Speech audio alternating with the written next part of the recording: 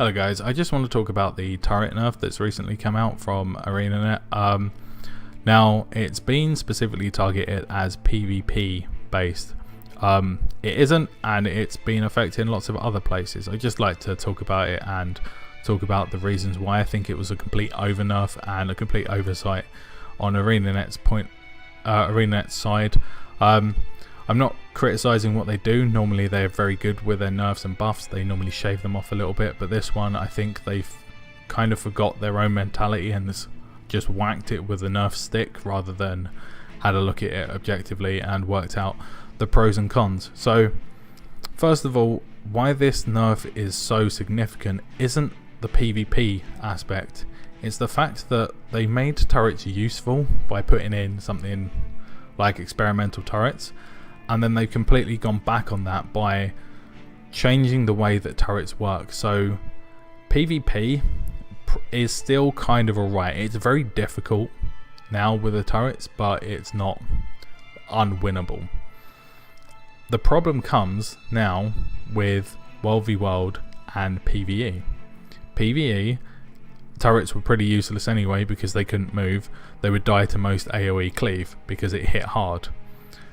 Now, with the fact that conditions can go on them, any form of ticking damage is just making them disappear, making them completely pointless for taking. I know a lot of you will go, well, you shouldn't be running turrets in PvE anyway, but some people did, and like myself, I used to run them for team support so we could run without guardians, we could run full warriors, I could put might and protection, blinds, etc. out, but now that is completely gone and it is a completely useless build. In World vs World, I run the turret bomb NG build because of the team support that they used to give. The fact that I could blast water fields during restacks, bring my own water fields, put protection and might out, and my turrets have a little bit of survivability, meant that I could do a lot for my team. Now they die far too quickly to be useful. The experimental turret ticks don't go off, my bomb healing won't affect them, all the conditions on them, the fact that they're just getting cleaved down so quickly by any form of critical damage, meant that the turrets don't last long enough for the blast to be effective. Now I can see the reason they dropped this nerf for PvP. The issue though isn't the fact that turrets should have been nerfed, it should have been that people really should have learned how to deal with turrets by now. Turrets are a very, very easy thing to deal with. I personally, with every class, have had no issue dealing with a turret NG because I've played it myself. I know what our weaknesses are. First of all, I'm going to give them away because they're going to be so few and far between, and hopefully it will fix the turret build. First of all, conditions. Not on the turrets itself, but on the engineer. Engineers are surprisingly weak to conditions. Everybody knows this. That's why necros are the hard counter to engineers. They have more condi manipulation, and engineers find it very difficult to condi cleanse. It's something that they deal with. The fact that they have to go into a line specifically to condi cleanse, and then that line gives us several buffs which can be then manipulated into conditions, it just means that we're very, very weak to them. Now, when I say weak, I mean ridiculously weak. It's stupid. I mean, healing turret, we can clear 2 conditions every 20 seconds, 15 if our turret survives, which it doesn't anymore, but now it can die before that cleanse even goes off. You would have to take elixirs if you wanted condi clear, and even then it was 1 or 2 every time you used the elixir, and they were on reasonably long cooldowns. And or elixir C, that was another one you could use, and the reason that that was useless was because it was on a 40-second cooldown and converted everything into boons, which meant that any necro that saw that an engineer had that could probably just go with corrupt boon, which is what quite a few of the condi specs run anyway. Now, that nerf is significant because on top of that, turrets being able to be critically hit meant that the power builds, which had a different way of dealing with us, now have a much easier time of dealing with us. If you were a power build, you had the choice. If you had enough burst down the NG. If you didn't have enough burst, kill the turrets and then burst down the NG. You didn't go in and think to yourself, oh, I tell you what, I'm going to go stand in the middle of that death zone and then just try and cleave everything down and hope for the best. If you did that, that means you're a poor player. That doesn't mean that the NG's too strong, that means you are a poor player. It'd be the same as if an elementalist was on point and he put lava font down and meteor shower down and started raiding ice bow. You wouldn't stand in all three at the same time and then complain that it was overpowered. You would have waited for those to disappear.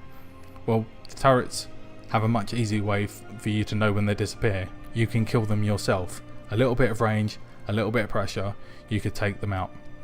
The only people that have had a huge buff from this are hybrid builds. Hybrid builds are now even more rampant. We've seen so many celestial builds coming out recently, and all this has done is made that build even stronger. Now, the reason it's so strong is because they have that small amount of power, that crit damage and the condition damage. You've effectively increased their power by 3 times against the Turret Engineer. That is a nerf that shouldn't be viable, shouldn't even be thought about. Increasing someone's damage by 200% in theory against like these builds. If you think of an elementalist having 186% crit damage, that's a reasonably high increase in the damage, plus the fact that their burnings will tick and you can't Condi cleanse turrets. The fact as well that turrets are very hard to monitor health wise. You can't really see their health bars above their head. You have to watch out for what conditions they're getting, and then you have to be able to pick them up at the right time. Now, this micromanagement is obviously, it makes very good gameplay, but the real question is, why is this nerf come into play? And it's solo queue. Solo queue with the lack of new players being able to counter it because they can't look up how to counter turret engineers. This is actually poor play on their half. I would not go into a match and think to myself, oh, I can't counter this, I'll just moan about it. I get upset when I lose to certain classes because I know they are my hard counter. Like Necromancer, for example. Condition Thief is another one that is very hard to counter. If they've got a little bit of range and they can get the burst on me, I have a very hard time dealing with them. My advantage was the control that I could put out with my turrets. Now they can completely ignore that. This is where learning to counter a class should be higher on the priority list than nerfing. If there's an easy counter, then it should just be that, well, okay, people have just got to learn how to counter this. So power builds, they should be learning to cleave down the turrets before they run onto a point and hope for the best. Conditions should be trying to avoid the turrets as much as possible and put as much condition damage onto the engineer as possible, and bring a friend to join in the fight. That's the advantage that you will have in PvP. Communication, and communication should be the key, right? If turret engineers were so overpowered, they would be in the high-end PvP teams. That would be a fact, but they're not. People don't run them in the high-end teams, and there must be a reason for that. And you can't say, oh, it's because they don't want to be newbie about it. Why wouldn't you? If there was something that was that strong, you would take it in your team. That is the way it works. You don't hinder yourself in professional tournaments by not taking something that's strong because you have a sense of like moral obligation to play the game the best you can. You would take it and you would use it to your advantage.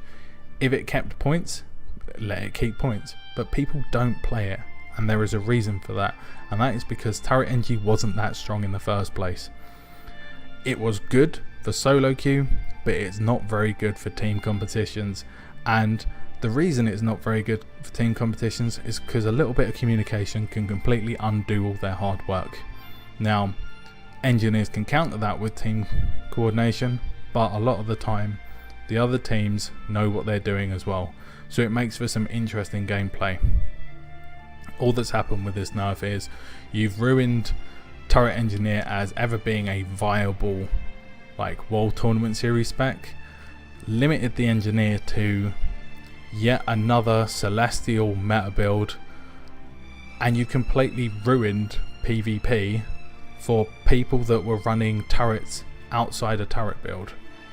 And that sort of oversight means that actually this has just meant that turrets are going to be completely useless once again and fall back out of favour. Maybe not in PvP, but definitely in World v World and PvE, and it's a whole nother aspect of the engineer that is becoming useless. Already the gadgets are pretty weak. The heals on the gadget is almost ridiculous. The cooldowns, the Grandmaster trait is terrible. The fact that engineers are already weak to conditions, it's just made them even weaker. And that seems like a bit of a rant, but I just wanted to address all the issues that are currently coming up with the turret engineer, because I put a lot of time and effort into working on my builds, been running them for a long time, and it needs to be looked at. Bring it back down, reduce the cooldowns or something, reduce their health, but put it back to where it was, which was you couldn't put conditions or critically hit turrets. That's not a fix that's worthwhile. This is a learn to play issue from other players against turret engies, and once you play the turret engie like me, you'll realise that there's a lot of counters to them. You just need to take a little bit of time and look for them. So that is my personal opinion on turret engies. Tell me what you think in the comments below, if you think that the turret engie nerf was good enough or good for what was going on. Yeah, let me know in the comments. But if you agree with me, if you don't agree with me, just let me know, and then hopefully we can have a follow-up and see what Anet do about this current, to put it blunt, cock up when it comes to over nerfing professions. This is the first time I've seen them do it in recent months, but I'm worried with Heart of Thorns they could end up over nerfing some things, and we could see a whole shift that may not be for the better. So thanks for watching, guys. Take care, and I'll speak to you next time.